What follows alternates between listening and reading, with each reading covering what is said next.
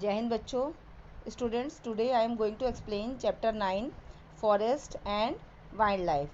In this chapter I will explain you about types of forest, conservation of forests, conservation of wildlife. Clear बच्चों? Students, now let's start the chapter from introduction. India is one of the world's richest countries in terms of its vast array of biological diversity and nearly 8% of total number of the species in the world. The trees and plants in the forest grow on their own. The forests are natural vegetation provided by nature to us. The large areas of land covered by trees and plants are called forest. तो बच्चों, जो हमारा large बहुत बड़ा क्षेत्र होता है, जो बड़े बड़े पेड़ों और पौधों से भरा हुआ होता है, उसे ही हम लोग फॉरेस्ट बोलते हैं, यानी जंगल बोलते हैं. और इंडिया में इसकी डिफरेंट टाइप्स की स्पीसीज पाई जाती है. A large part of land is covered with thick forest. They have various types of trees. These trees are very important and useful to us. बच्चों, इन जंगलों में बहुत प्रकार के पेड़ पाए जाते हैं जो हमारे लिए विभिन्न प्रकार से उपयोगी होते हैं. कुछ हमारे ईंधन के काम आते हैं, तो कुछ घरेलू सामान बनाने के काम आते हैं, कुछ दवाइयाँ बनाने के काम आते हैं. बहुत सारी ऐसी चीज़ें हैं जो कि हमें हमारी नेचर प्रोवाइड करती है बिल्कुल free of cost. Forest of gifts of nature, hence they are known as natural vegetation. ये नेचर का फ्री गिफ्ट है, that's why we call it natural vegetation. Indian forest can be classified into 5 types. Students, now I am going to explain evergreen forests. These trees do not shed their leaves and remain green throughout the year. That's why we call it evergreen forest. Ebony, rosewood, sal, and teak are found in abundance in these forests. Sandalwood and bamboo also grow here. The evergreen forests are found in areas which receive heavy rainfall as Western Ghats and in the hilly areas of Assam.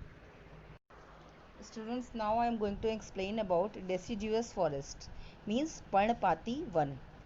इसे नाम से ही पता चलता है कि बच्चों कि इसमें इस प्रकार के वृक्ष पाए जाते हैं जो कि अपनी जब पत्तियां बड़ी और चौड़ी हो जाती हैं तो उन्हें समर सीजन में इसको गिरा देते हैं. Okay. Deciduous forests are also called the monsoon forest. Sal, teak, shisham and peepal are some of the common trees found in these forests. Deciduous forests are mostly found in Madhya Pradesh, Andhra Pradesh, Bihar and Odisha. Students, now I am going to explain about dry forest. बच्चों, dry forest से आपको नाम से ही समझ में आ रहा होगा कि सूखे जंगल, सूखे वन, यानी ये ऐसी जगह पाए जाते हैं जहाँ पे वर्षा कम होती है. तो हमारे जो कंट्री के जो रेगिस्तानी एरियाज लाइक राजस्थान है, गुजरात, एमपी, तो मतलब यहाँ पे ये सब ड्राई फॉरेस्ट पाए जाते हैं.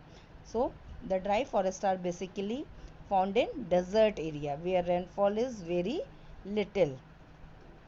Common trees are cactus, kikar, babool and prickly pear.